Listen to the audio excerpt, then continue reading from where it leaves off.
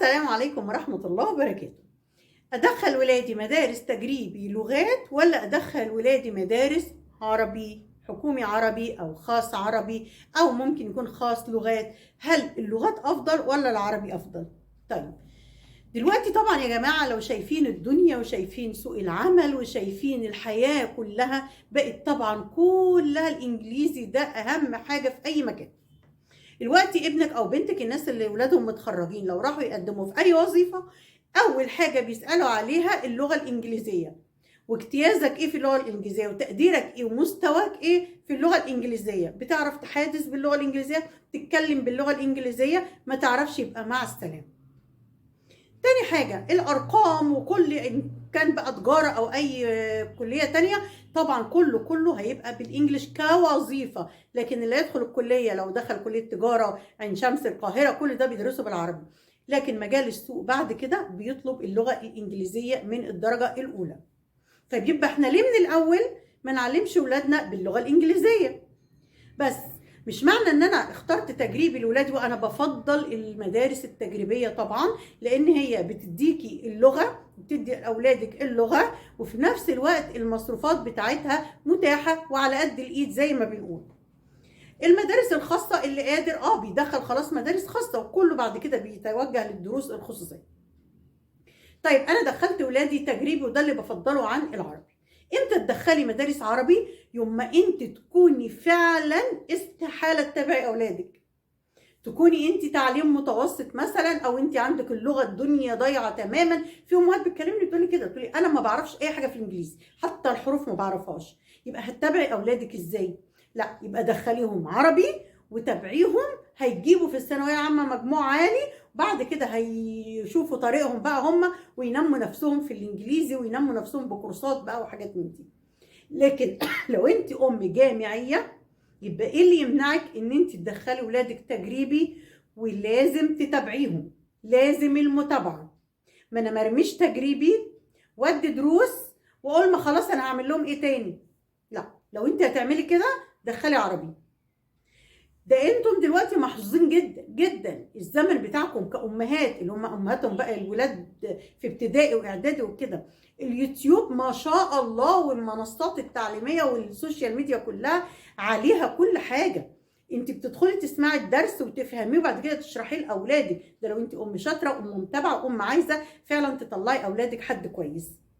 فملكوش اي حجة تقولي الساينس ما انا على ايامي كنت باخده علوم بالعربي.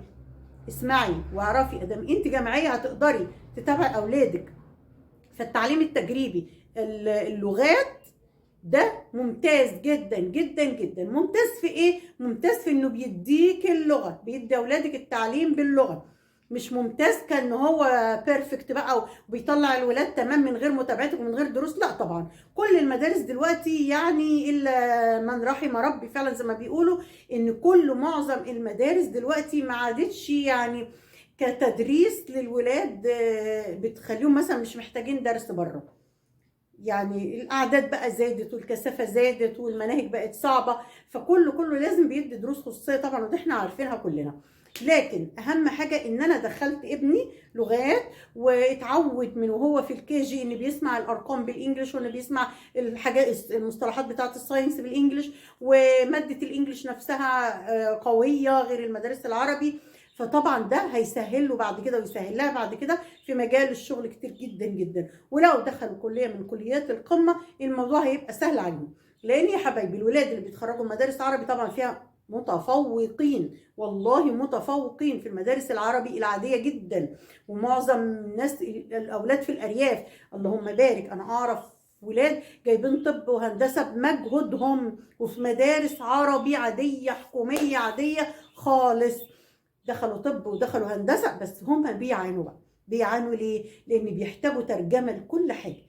طول عمرهم يا حبايبي بياخدوا الرياضه بالعربي، بياخدوا العلوم بالعربي، كيمياء فيزياء احياء كل ده بياخدوه بالعربي، فجاه كده بيدرسوه في الجامعه بالانجلش كله. فده بيبقى صعب عليهم قوي قوي قوي قوي قوي، وبيعانوا كتير جدا في السنه الاولانيه لحد، لان هم كده كده متفوقين فهم هيعافروا وهيجاهدوا. لكن انا لو قدامي التجريبي من البدايه ادخل ابني تجريبي من غير اي تردد. لو الامكانيات الماديه مسموحه ومتاحه هدخل خاص لغات. فانا بفضل اللغات في العصر اللي احنا فيه ده. لكن قصاده انت عايزه متابعه جامده جدا جدا لاولادك منك انت.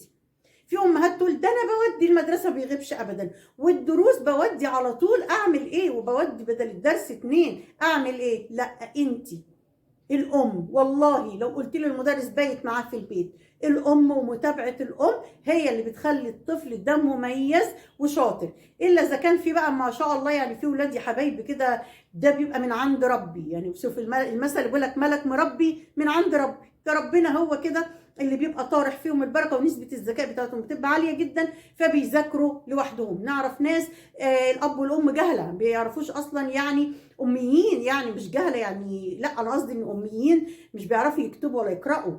فطبعا ده بيخلي الولاد ما فيش متابعه خالص من الاب والام، لكن هو بيطلع لوحده كده من عند ربنا زي ما بنقول. لكن اجيالنا واولادنا ما شاء الله فيش الكلام ده. انت لو ما انتش قاعده على دماغه ليل مع نهار، لا هيذاكر ولا هيحفظ ولا مستواه يبقى حلو، وهيضيع ذكائه وتميزه ده في حاجات تانية كتير ملهاش اي لازمه. فانا بفضل، اللي سالني كتير، بفضل التعليم التجريبي اللغات في متناول الايد كمصروفات مدرسه، وفي نفس الوقت احنا اخذنا الغرض منه، وفي نفس الوقت ورا اولادك اسمعي درس الماس واشرحيه، اسمعي درس الساينس واشرحي لاولادك، حسسوهم ان انت فاهمه في المنهج ومتابعه في المنهج. اتعبوا مع اولادكم في فتره ابتدائي، هترتاحوا في اعدادي وثانوي. اتعبي، ما تبخليش عليهم بوقت ولا بمجهود ولا باي حاجه عندك ولا بفلوس في مرحله الابتدائي. عملت كل ده في مرحله ابتدائي هترتاحي جدا في اعدادي وثانوي، لانك اسستي صح. بعد كده هيطلعوا ما شاء الله اللهم بارك مع نفسهم بقى كده، وعارفين طريقهم وعارفين يذاكروا ازاي وعارفين يمشوا حياتهم ازاي، وانت هتبقي يا دوب متابعه من بعيد لبعيد، مش تمسكي ورقه وقلم ولا تذاكري معاهم. لكن في مرحله ابتدائي دخلت تجريبي، يبقى انت صح، تجريبي لغات. لكن ابقى صح واقول مش هقول ده انا مدخله اولادي تجريبي، لا. فين دورك انت كأم؟ فين تعبك انت في مذاكره اولادك؟ فين اجتهادك انت انك تسمعي وتفهمي الدرس قبل ما تيجي تشرحه لهم؟ حتى لو بياخدوا درس، تعالى قول لي خدت ايه في الدرس، تسمعي له الكلمات، تحفظيه، تحلي معاه وتراجعي الاجابات. حتى الاجابات بتبقى على اليوتيوب، يعني لو عايزين اجابات اي حاجه من الكتب بتلاقوا. وما شاء الله النماذج بتنزل دلوقتي اسئله واجابات، اسئله واجابات، يعني مش تخسري حاجه. لكن محتاجه انك تبذلي مجهود جامد مع اولادك، محتاجه ان وقتك كله يبقى ليهم الفاضي. لو انت موظفه بعد ما بترجعي من شغلك، وقتك الباقي كله مخصصه لمذاكره ولادك وبيتك. يعني تعالي على نفسك هتاخدي ثمره جميله. تعالي على نفسك ووقتك اديه لاولادك، ربنا هيكافئك فيهم وهيفرحوا قلبك دايما. لكن تبصي لنفسك بقى وانا واهتماماتي وحاجاتي وانا مش عايزه اضيع حياتي انا، ده ما انا بديهم دروس وخلاص، مش هتلاقي نتيجه مع الاجيال دي بالذات، وهترجعوا تزعلوا من مستوى الاولاد. لكن توكلوا على الله ودخلوا لكم مدارس تجريبيه، لكن اهتمامك انت كأم جامعيه، اهتمامك انت باولادك. طب انا ما اناش قادره، وده بنقابله كتير جدا، وبيغلطوا غلطه كبيره جدا وبيدخلوا اولادهم تجريبي، والولاد مستواهم بيبقى تحت جدا. يعني الولاد مستواهم في التجريبي اللي هو الام والاب مستواهم مش كويس في اللغه الانجليزيه او تعليم متوسط، فمش قادرين يتابعوا، بيبقى الولاد دول 50% وتحت مستواهم. ولكن دول لو دخلوا مدارس عربي والام هتتابع وهتذاكر، ادام بتقرا وبتعرف تقرا وهتذاكر لاولادها، ده مستواهم هيعدي 70% في المدارس العربي. فاحنا ما نظلمش اولادنا وما نظلمش نفسنا، ونعرف احنا ماشيين فين. مش موضوع مظاهر وبس، يعني في ناس للاسف بياخدوا الموضوع مظاهر عشان تمشي تقول وسط اصحابها انا مدخله اولادي كذا. لكن ما تدخليش اولادك تجريبي وانت تعليم متوسط ومش عارفه في الانجليش اصلا خالص، فانت ظلمتيهم، هتخلي مستواهم دايما اقل. لكن في المدارس العربي ممكن مستواهم يبقى عالي عشان انت في ظهرهم وانت وراهم وانت بتساعديهم.